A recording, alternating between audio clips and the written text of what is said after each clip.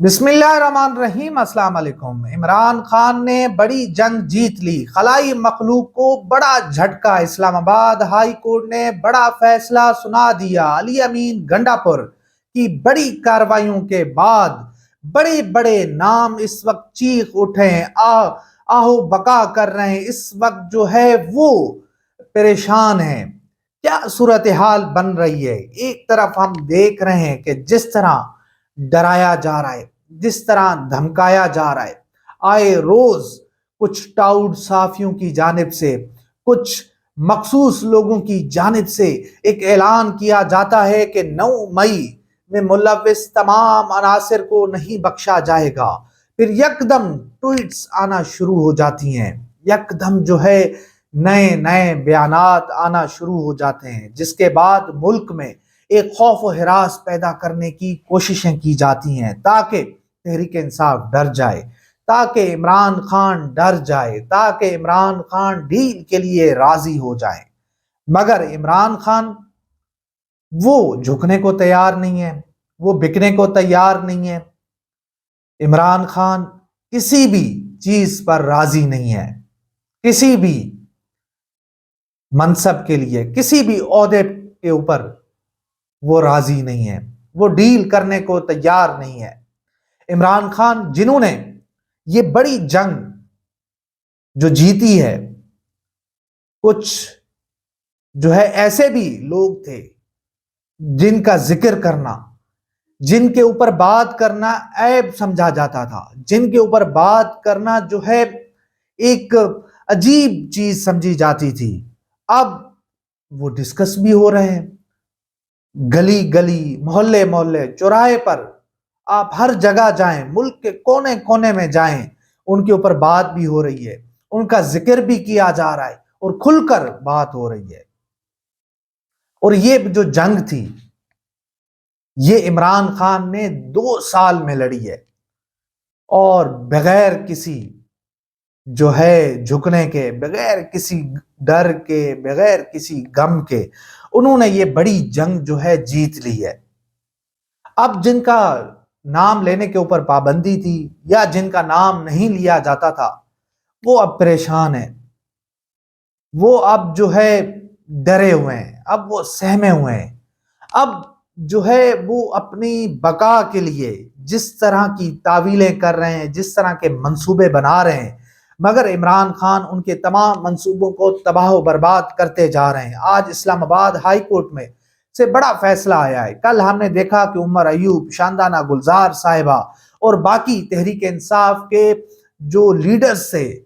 جنہوں نے اڈیالہ جیل میں عمران خان کو ملنا تھا، ان کو ملنے نہیں دیا گیا،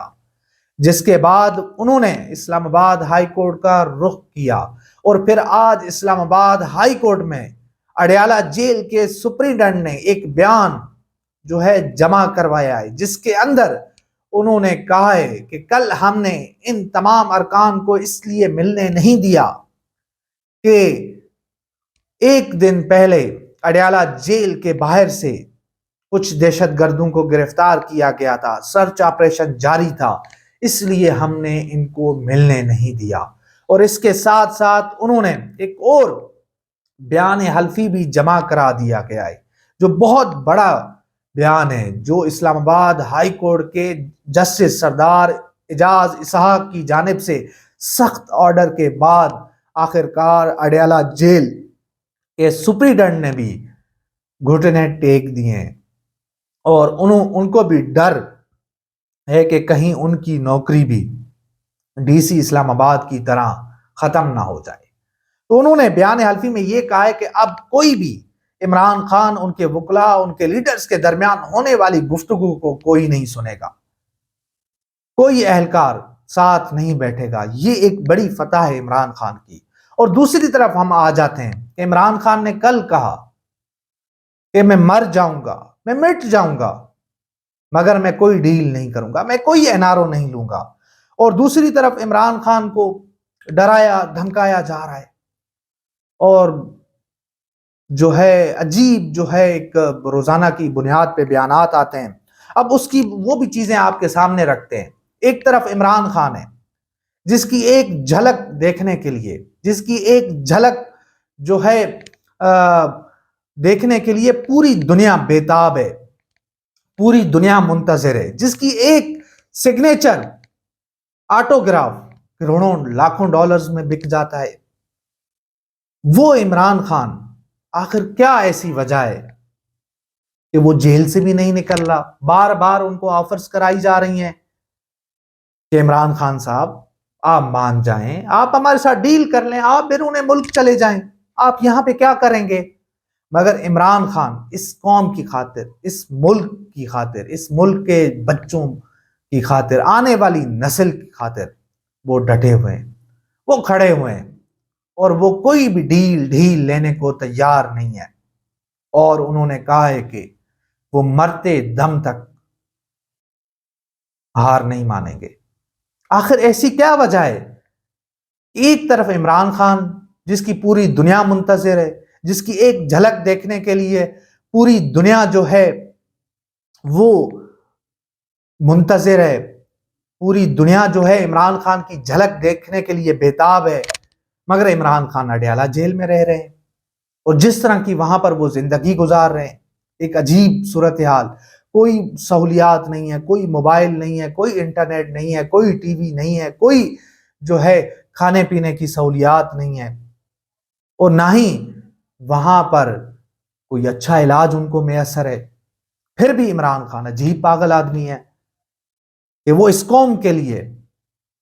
وہ ڈٹے ہوئے ہیں، وہ کھڑے ہوئے ہیں، وہ باہر نکلنے تک کا نام نہیں لے رہے۔ تو یہی وجہ ہے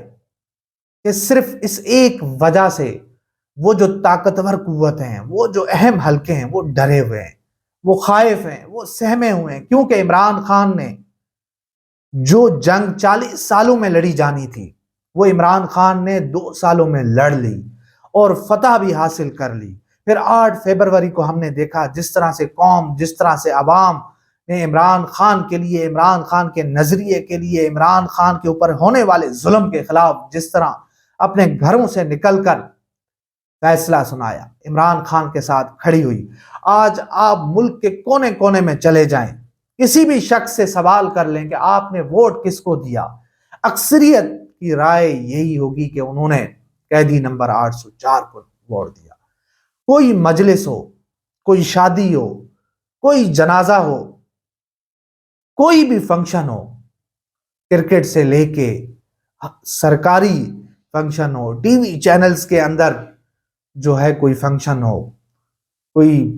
اجلاس ہو، ہر جگہ عمران خان کے نعرے لگ رہے ہیں، ہر جگہ قیدی نمبر 804 کے نعرے لگ رہے ہیں۔ ایسا تو ملکی تاریخ میں کبھی بھی نہیں ہوا، اور اس طرح کا ظلم یہ ملکی تاریخ میں نہیں ہوا۔ مشرف، ضیاء ڈکٹیٹر آئے، مگر یہ دور بھیانک دور ہے۔ اور اس کے ساتھ ساتھ علی امین گنڈاپور صاحب، انہوں نے بھی بڑی کارروائیاں شروع کر دی ہیں۔ انہوں نے تمام سابق وزرائے اعلیٰ، ان سے تمام جو سہولیات تھیں، جو ان کو سرکاری خرچے پہ، سرکاری جو ہے خزانے سے جو سہولیات ملتی تھی، وہ روک لی ہیں۔ اب پرویز خٹک، محمود خان، اس سے پہلے جو ہے جتنے بھی وزرائے اعلیٰ بنے ہیں وہ سب چیخ رہے ہیں، وہ سب جو ہے اب پٹ رہے ہیں۔ یہ علی امین گنڈاپور نے کیا کر دیا ہے؟ ہم تو بڑے عیاشی کر رہے تھے، ہم تو بڑے مزے لوٹ رہے تھے، اب یہ ہمارے ساتھ کیا ہو گیا ہے؟ تو علی امین گنڈاپور صاحب پہ جو تنقید کی جا رہی تھی، اور اب اس فیصلے کے بعد اس تنقید میں مزید اضافہ ہوگا۔ ایک طرف نون لیگ ہے، ایک طرف پارٹی ہے جو لوگوں کو سرکاری خزانے سے نواز رہی ہے، عیاشیاں کر رہی ہیں۔ کل ہم نے دیکھا وزیر اعظم ہاؤس میں جس طرح کا عشائیہ دیا گیا، کروڑوں روپے جو ہے کھانے پہ لٹا دیے گئے، پتہ نہیں کتنے آئٹم سے کھانے کے۔ اور وہیں پر علی امین گنڈاپور صاحب ہے، کوئی سستی شہرت نہیں ہے، کوئی جو ہے اپنی پذیرائی نہیں کی جا رہی، کوئی سوشل میڈیا کی جو ہے ان کے پاس ٹیم نہیں ہے، کوئی ان کی فوٹو نہیں کھینچتا،